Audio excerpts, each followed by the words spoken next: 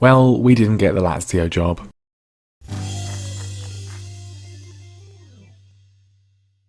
Or indeed the Valencia job either. Hello everyone, welcome back to more Football Manager 20 with me, Mr. Grand 2 at Leicester City. It's careering onwards, and well, we certainly seem to be getting some opportunities to further that career, and I think in the summer that may well be what we do, but not in the meantime. We have got a season to finish with Leicester City, and it is hotting up. It's going really quite well, and we are definitely on for some European football, and I'm going to be quite disappointed if we can't make it that far.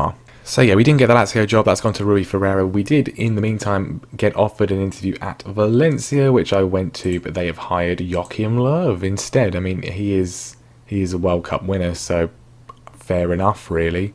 But the fact that we are actually getting, offered interviews at clubs like that is certainly reassuring. And actually at the end of the season, when everything's all done and other managers are sacked or moved on, and certainly after the European Championships, which we still obviously got to look forward to with France, then it's going to be interesting to see what happens. Well, we are back a little bit sooner than I maybe anticipated. I did consider going all the way straight through to the last two games of the season, but I think we need to come back for this. We need to see if we can win or get some more points on the board today, because it's going pretty well for us since the end of the January transfer window. Since we signed Robert Skov, presumably his glowing influence is helping us have some good form towards the back end of the season. Not his actual match performances, obviously, because he's unfortunately on the treatment table. But things have improved quite considerably, and we saw in the last episode the wins against Leeds and against Brighton. And since then, two more solid results as well. 3-0 win against Bournemouth, absolutely fantastic. 2 goals from Esposito, and you can see there Ian Harness shoved into the first team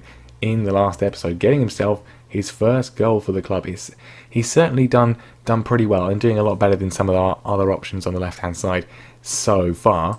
And then just the one other game played in the league since then, a 1-1 draw with Aston Villa. A little bit disappointing. We did take the lead and then kind of just sort of do absolutely nothing. Ben McGonigal did start that game in goal because Neil Etheridge got an injury, and I thought, well, if there's ever an opportunity to give him a Premier League debut, that is probably a good one to do. And he didn't get a clean sheet, but he did do pretty well. But anyway, we are going to be playing Chelsea today. They're in 5th, and Wolves, who are in 9th. Let's look at the table and see the whole situation. We are currently in 7th. We were briefly in 6th, but because of that dropping of points against Aston Villa, Arsenal have moved back above us. But Chelsea are only not too far away on 59 points. Very congested up there. It's looking like City or United will win the league for sure, but the race for the European places is very, very close.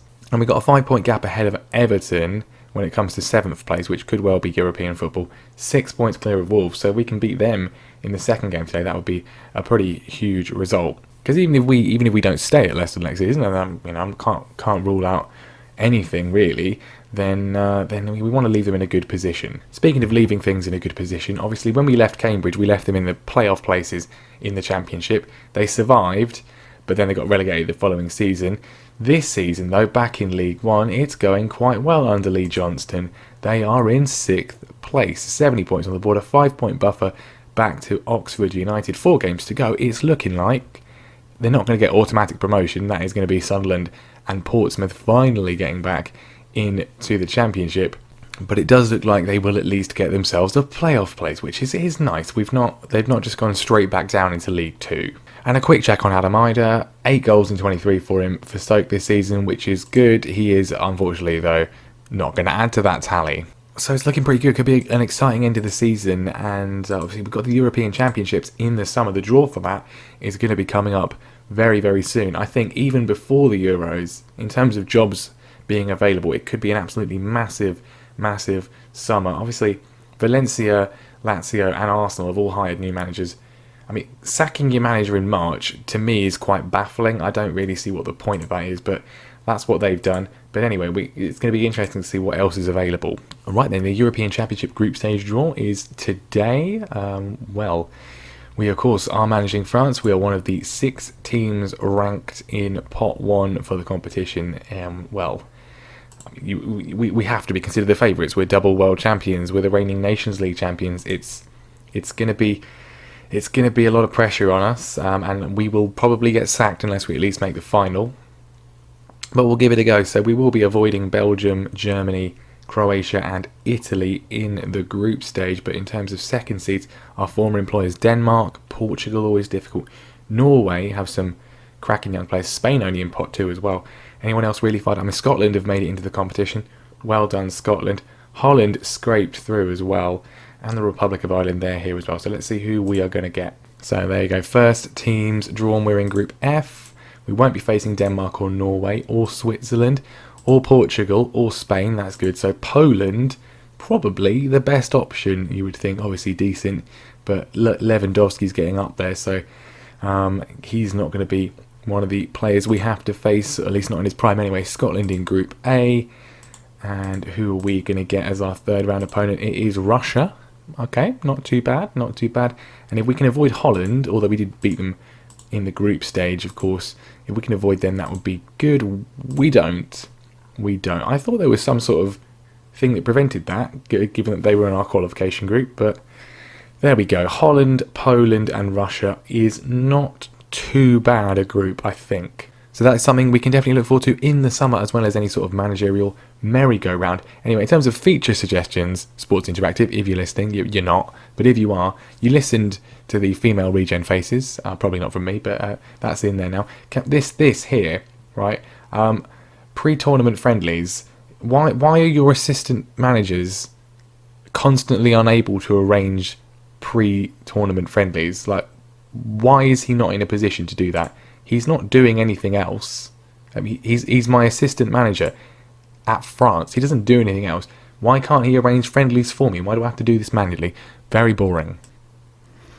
Okay then, Chelsea, obviously a team that managed in an alternate universe, but they're the opponents today. Wolves have beaten Manchester United. That's a great result for them and puts pressure on the teams above them, not least, of course, us. Now, some selection issues. Obviously, as we said, Scott, of course, still injured. Etheridge is injured as well. Reece Nelson is back from suspension, so he's certainly going to make his round to the bench. Scarv Olsen is probably going to be finding himself yet another new club in the summer. He's not been particularly good. I even had to play Keita Balde in the last game for his first appearance of the season because our wingers are just not performing particularly well. To that end, Reece Nelson can come straight back into the side despite his red card issue in the last match. The question really is the goalkeeper. I mean, McGonagall, I think he did well. There's no reason to drop him. He can stay in goal. I think he's earned the chance. Josh Tymon then at left back with Webster Soyuncu and Ricardo Pereira. Locatelli, Chowdhury back from suspension alongside Dennis Pratt. Nelson on the right-hand side, as we've just said. And, Ian Harness continuing on the left-hand side. He's done well. He deserves to stay there too. Esposito, finally a man getting some goals to his name up front. I mean, not as prolific as last season. Perhaps to be expected. 11 goals in 26 is not too bad in the Premier League, especially for a side that just got promoted. Always interesting to see a team that you've managed in a different save and how they've ended up in this one. Ampadu is captaining this side, which is interesting. They've still got Kepa and Andreas Christensen alongside Mason Mount as well, but they've got Hossein Aouar, Vinicius Jr., Jadon Sancho, Tammy Abraham up top, Tomori at right back. They've got Verratti and Grimaldo as well. Not bad at all. It's going to be difficult. They're a tough side. They always are. Whatever universe you are in. I mean, I'm not going to say I expect them to win. This is not a game I'm expecting to win at all. The big game is Wolves. That's the game that we most need to win. If we can get any result at all today, that would be brilliant. But yeah, Wolves has got to be the focus. Well, early highlight. Kepa's got a bit of an injury, which we could potentially exploit, but he's found Fikayo Tomori, who's found Jadon Sancho, and it's a lovely flow move from Chelsea already. Vinicius Jr.'s in, and that was very, very, very easy for them. They just absolutely waltzed through the team, really. Lovely ball from Aouar. Tomori getting all kinds of space, and then Vinicius Jr. I mean, maybe we shouldn't have played McGonagall, I don't know. That was more of a defensive issue. He's onside. We know he's onside. Definitely onside. Absolutely fine. Both centre-backs kind of asleep, really, and early lead for Chelsea. Can we get in his response, though? Pereira finds Chowdhury, knocks it forwards, but he's just giving it away. Aouar, though, is giving it away as well. And Esposito with a snapshot, which Kepa tips around for a corner. That was a really, really good opportunity that kind of came out of nowhere and probably caught Esposito off guard. Chelsea breaking from the resultant corner. Vinicius Jr., he's very lively, and he's got himself an assist to add to his goal. Mason Mount crashing home. It's a beautiful counter-attack from the Blues, and I think This is probably beyond us, really. Great run from Vinicius Jr. and on a plate for Mason Mount. He's always deadly from that kind of position and proving it once again. Right, we're going to switch the system up because this was clearly naive. Dennis Pratt with a free kick. A goal back now is absolutely needed if we want to get anything out of this game. And Ian Harness with another good opportunity cannot score. We have had two good chances today as Esposito heads over. Two good opportunities. Haven't scored either of them, whereas they have been very clinical. And they're coming forwards again. This could get pretty disastrous. Hopefully goal difference doesn't become an issue for us. And that is entirely of our own doing. Tammy Abraham, 17 goals for him this season. He's not gone off the boil like he did in Chelsea Challenge. Ricardo Pereira with a terrible header. It's a missed header as well from Soyuncu. And Vinicius Jr. running the show today. Tammy Abraham the beneficiary this time. I mean, I think it's already embarrassing. Mason Mount playing it forward. We get it away. Esposito on his bike. Brilliant tackle from Christensen though, and Chelsea can just come forwards again. Vinicius Jr. again completely running the show. McGonigal tips it wide for a corner, and hopefully they don't score from this. Soyuncu just about gets it away. Danger's not gone, but it is now. Right, I don't usually use opposition instructions because I don't like how it takes your tactic sort of out of play kind of thing, but we need to do it clearly here. We're going to press more intently on Vinicius Jr. We're going to tackle hard on him as well. Another highlight before half time, Ethan Ampadu hits the crossbar, and at least it's not 4-0. Very disappointing though, you have to say that. I'm not going to be too concerned.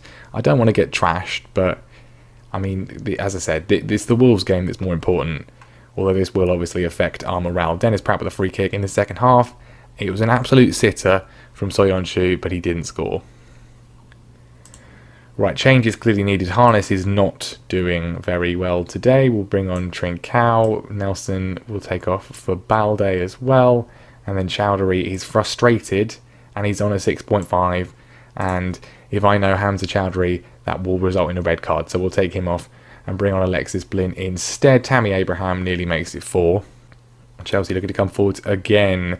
It's not been a particularly amazing day for us. Not the worst performance ever, as Timo Werner makes it 4-0. I don't think it's been an appalling performance by any means. We have created opportunities. Defensively, not very good, but offensively, not too bad. McGonigal, maybe not really ready for this game. We probably should have gone with Callum Burton, and we will do for the game against Wolves if Etheridge is not fit. And there we go. Comprehensive, but comprehensively outplayed. And that's just, it's going to happen. When you're managing a team in the position that we are, then it's going to happen sometimes. Other teams are just better than you. That's how it is. Right then, better performance needed against Wolves for sure. I mean, if we lose to them, then, well, they're going to go above us, even if it is just on goal difference. And we potentially could overtake Arsenal if their result goes our way as well. So it's definitely a big game. You could even say it's large. Anyway, quite a few injuries in the week and also some returns from injury. Neil Etheridge is, I think we're going to have to play him really, aren't we? McGonigal has done okay, but we're going to have to play Etheridge. It's a little bit of a risk, but we're going to. Ian Harness, who obviously didn't play very well against Chelsea, is injured for this one. We'll bring in Dilrosun. That's what we signed him for. We'll give him the go. Adam Webster's also got blisters, but he is fit enough to play, and I think we're going to risk him because I don't really trust anyone else particularly. They have been, generally speaking, very consistent this season. So those are the changes to the team. Then we'll quickly go through it. Etheridge in goal, Timon Webster, Soyuncu, Pereira, Locatelli, Chowdhury, Pratt, Dilrosun, Nelson and Esposito need a better performance against Wolves. In no uncertain terms, you must improve on our last outing. That's the standard team talk. Hakim Ziyech with a free kick. Coop Mina's nearly given Wolves the lead. Wolves have got a decent squad, as you would probably expect them to. But yeah, Hakim Ziyech now plays for them. They've got Tahith Chong as well as a lot of the players they had at the start. Anyway, very decent. And James Garner, who we had on loan in the Championship with Leicester, now plays for them too. Right, can we fashion an opportunity? We haven't had a goal in this episode, at least not for us, so I'm expecting a bit of improvement today. Neil Etheridge back in goal. Hopefully he's able to survive the full 90 minutes. A mistake by Johnny, it's gone all the way through. It was a lovely opportunity for Dennis Pratt, but he doesn't score. I think actually a draw would not be the worst result imaginable for us today, as we've got a corner. Dilrosun puts it into Esposito. He's hit the bar. We love hitting the bar. It's one of our favourite things. Dilrosun with a free kick involved in the thick of the action, and we've scored somehow. It's Dennis Pratt apparently. I mean, I could have sworn that it was Adam Webster. He must have got a flick on. Dilrosun in. Webster, oh actually, well, okay. So the game highlighted Adam Webster, but actually he was just the decoy runner, and Pratt was in behind him to head in with a looping header to give us the lead at Molineux. Now Esposito running forwards as well. 2 would be brilliant. Oh, that is fantastic. Absolutely brilliant. Absolutely brilliant from the Italian. That is the kind of goal you love to see. Picks it up after the halfway line, but lovely control. Runs inside, beats 1, beats 2, goes for the shot. Powerful strike from close range. Wow, I mean that's the kind of goal that before the patch you wouldn't have seen. Brilliant run from him, and the finish as well. Very, very good. 2-0 before half-time. We are in control here. It could get even better. Timon lofts the ball forwards straight to Koopmeiners though. And Pratt and Ziyech tussling over it. And, well, Wolves have got a chance, which Etheridge is able to claim. That was a brilliant chance for Wolves to get back in just before half-time. They don't do it, and we go into the break in control. So second half already underway. Ricardo Pereira has got a knock, and he's not feeling particularly fresh at the moment. We're going to have to bring on... I think we'll bring on Tarkowski, because he's played there occasionally, and he is actually not too bad in that position. And the second half is disappearing very rapidly, which is absolutely fine by me. Time is just draining away here, which I'm fully on board with. 10 minutes to go. This is huge. Arsenal yet to play, but we are currently above them in the table. It's not over yet. Etheridge with a dreadful goal kick straight to Raul Jimenez. He makes amends for it immediately though. And now, we're under pressure. That would have been entirely of our own doing. At least he did recover, though. If that was one of our other goalkeepers, it wouldn't have been the case. Dilrosun better come off, because he is very injury prone. We'll bring on Trincao for the final few minutes. He's Portuguese, so he'll fit right in with all the Wolves players. And Keita Balde as well. Why not bring him on for Reece Nelson to see this one out? One final highlight, I hope. It's Wolves coming forwards. Garner out to Dwight McNeil, who cuts inside. Etheridge with another save though. Well done from him here. Definitely the right call to play him today for sure, despite his poor goal kick.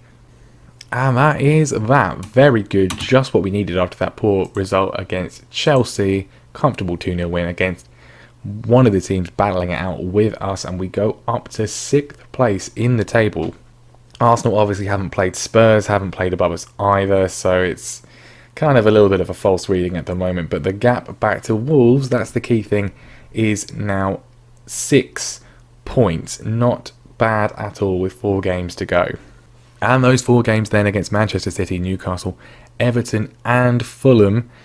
I'm going to play the City and Newcastle games in between, and we will be back next time for those last 2 matches of the season. Potentially our last 2 matches in charge of Leicester. We'll have to wait and see what's available in the summer, but if we can get into Europe, whether it's Euro Cup 2, which I don't really fully understand, or the Europa League, which I kind of do, then certainly it would be a very attractive proposition to stay at Leicester, but we'll have to see what happens next time. I hope you'll join me then. Make sure you subscribe as well so you don't miss it.